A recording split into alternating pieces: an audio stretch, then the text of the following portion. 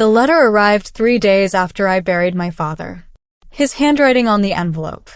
My name written in the shaky script of someone whose hands no longer obeyed them properly.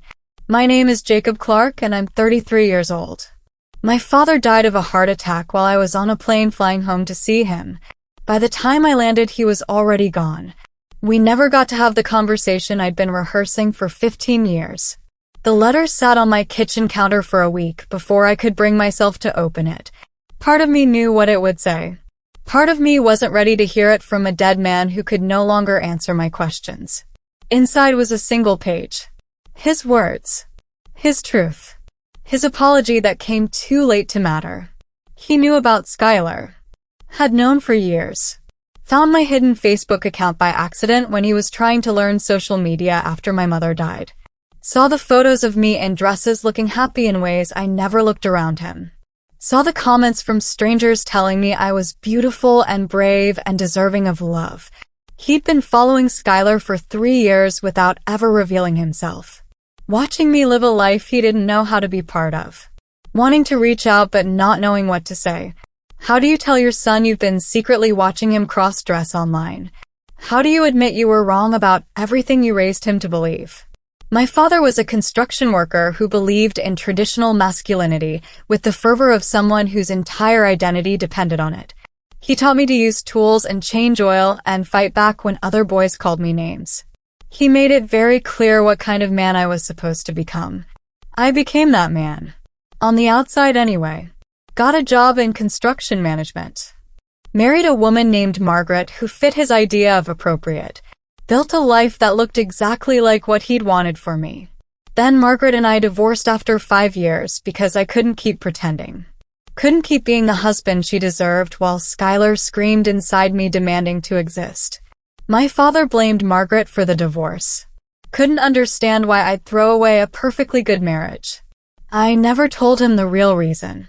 Never explained that the person who destroyed my marriage was me. Was Skylar. Was the truth I'd been hiding since I was 16. After the divorce, I stopped visiting as often. Made excuses about work and distance and being busy. Really, I just couldn't stand sitting in his living room pretending to be the son he thought he'd raised. Couldn't keep performing masculinity for an audience that would never accept anything else. The last time I saw him was Christmas 2 years ago. Awkward and strained. He kept asking when I was going to start dating again. Kept making comments about me needing to find another wife. Kept pushing me toward a future I had no intention of living. I left early. Told him I had to get back for work.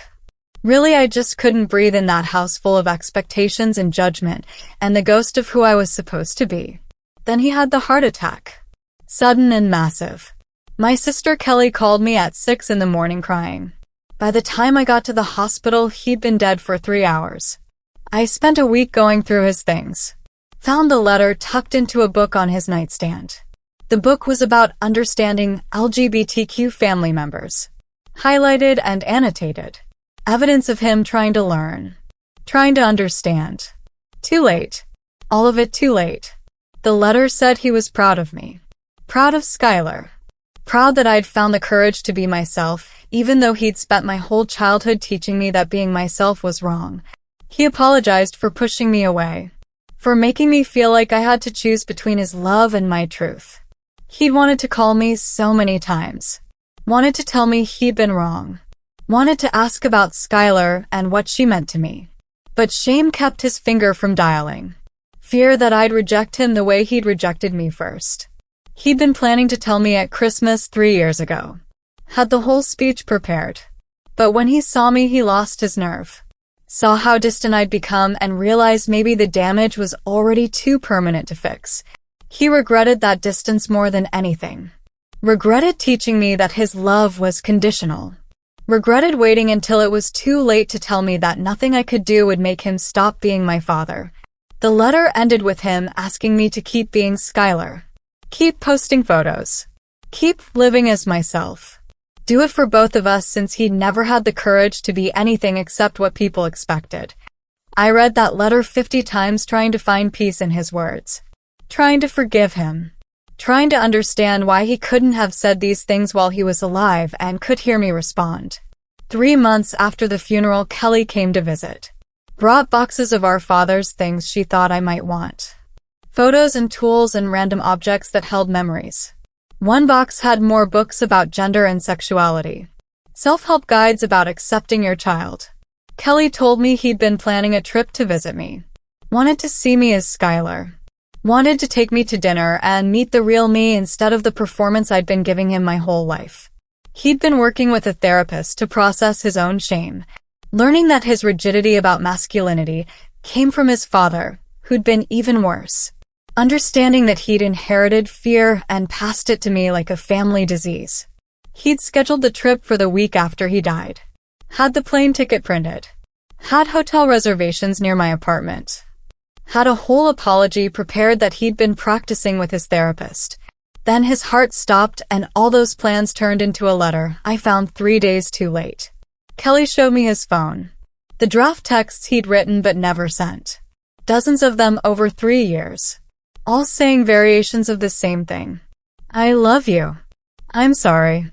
I want to know Skylar. Please give me another chance. He'd write them at 2 in the morning when he couldn't sleep. Save them as drafts. Delete them in the morning when fear won over love again. I spent weeks angry at him for waiting. For dying before he could be brave. For leaving me with acceptance I could never actually feel because he was gone. Then I found the video. Kelly had been going through more of his things and found a phone hidden in his desk. Old phone he'd stopped using years ago but hadn't thrown away. On it was a single video, dated 3 days before he died. In the video my father was wearing a dress. One of my mother's old dresses from the back of his closet. The makeup was terrible and the wig was obviously fake, but he was trying. Really trying. He talked to the camera like he was talking to me. Explained that he'd been thinking about why Skylar meant so much to me. Decided the only way to understand was to try it himself.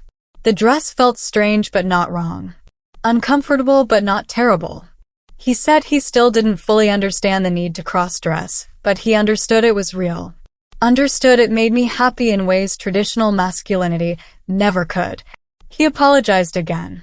Said he'd wasted so much time being afraid. Said he wished he'd been brave enough to put on that dress while I was still talking to him.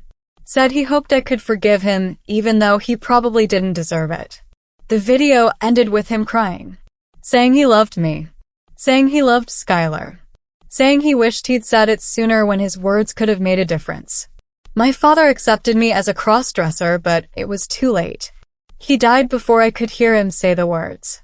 Before I could introduce him to Skylar. Before we could repair 15 years of distance and silence and mutual shame. But here's what the letter and the books and the video taught me. Here's what I didn't understand until I'd processed my anger and grief. It wasn't too late for him. He died knowing he'd done the work. Died planning a trip to make things right.